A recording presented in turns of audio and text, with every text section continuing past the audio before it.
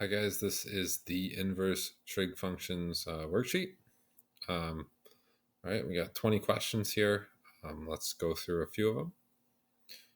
Okay, 1 through 8, it says find the missing angle measure using inverse trig functions. So we're going to use pretty much the same process we did for the regular trig functions, except instead of using the regular trig functions, we're going to use the inverse trig functions.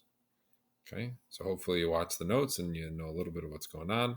But the first thing you want to do is label the hypotenuse. So here is our hypotenuse. Okay. Second thing is circle the angle in question. Again, this is a theta, not a 0.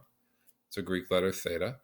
So the 12 is next to is adjacent. So this is adjacent.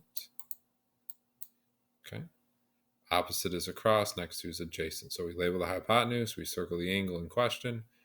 Next to is adjacent, across is opposite. All right, so we have adjacent and hypotenuse. So if we use our mnemonics, so katoa,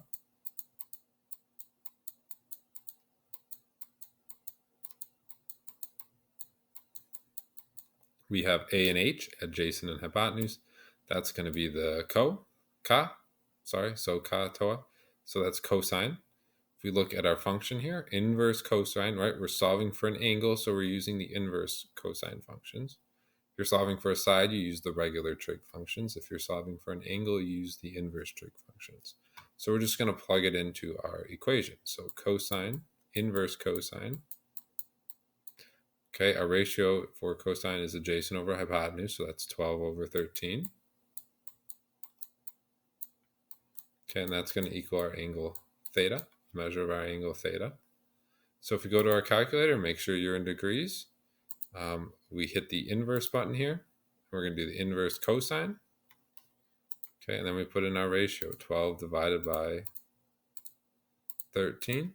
Close your parentheses, hit enter, and it tells us the angle measure is 22.6. Let's look, yep, just wants the nearest tenth, so 22.6. Okay, so 22.6 is going to equal our angle theta. Okay. If we look at number 2 here, okay, first thing you want to do is label your hypotenuse. So our hypotenuse is across from the right angle. Okay, then we circle the angle in question. Next to is adjacent, so the 13 is adjacent. Opposite is across, so the 4 is across, so the 4 is the opposite. Okay, we don't have any information on the hypotenuse. The ones we do have information on are the opposite and the adjacent. Since you have information on the opposite and the adjacent, that's going to be O and A. That's the TOA. Okay, so you're going to use tangent. But since we're solving for an angle, we're going to use the inverse tangent. Right? Use inverse when you're solving for an angle and the regular when you're solving for a side. So we're going to use inverse tangent. Okay, so opposite over adjacent, right? TOA, opposite over adjacent. So that's going to be 4 over 13. Okay, and that equals our angle theta.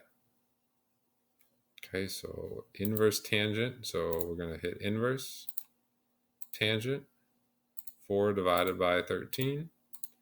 We hit enter, and it tells us the angle is 17.1 degrees. We want to round to the nearest tenths place. That's 1 decimal place, so 17.1 degrees. Oops.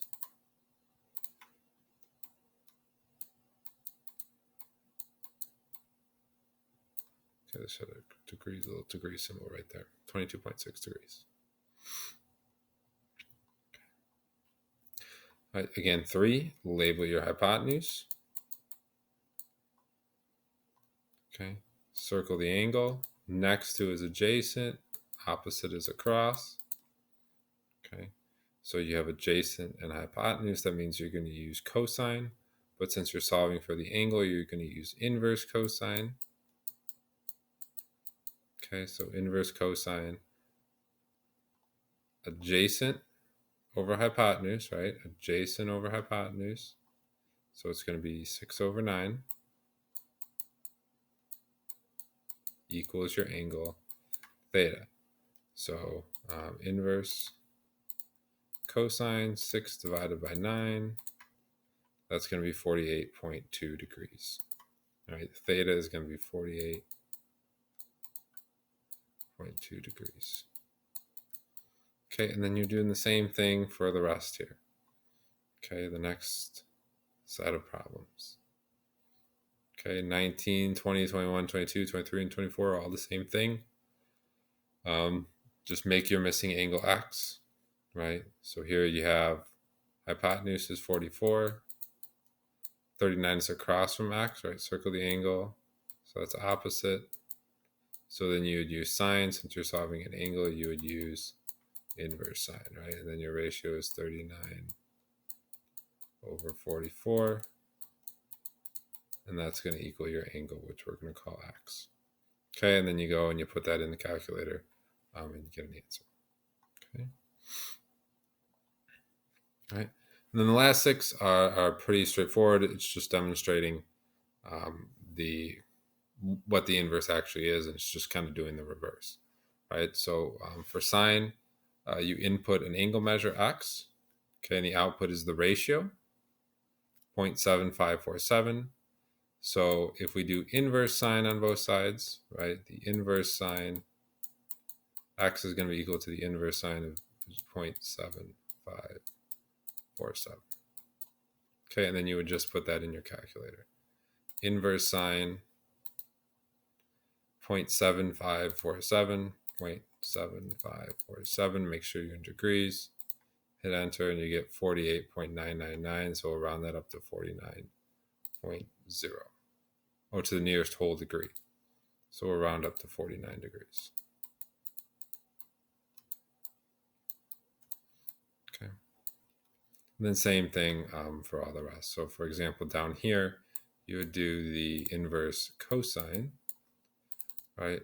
Y would equal the inverse cosine of 0.5736. Okay.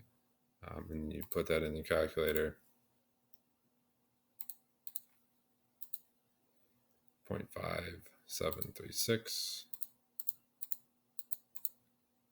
You hit enter and it tells you 55 degrees.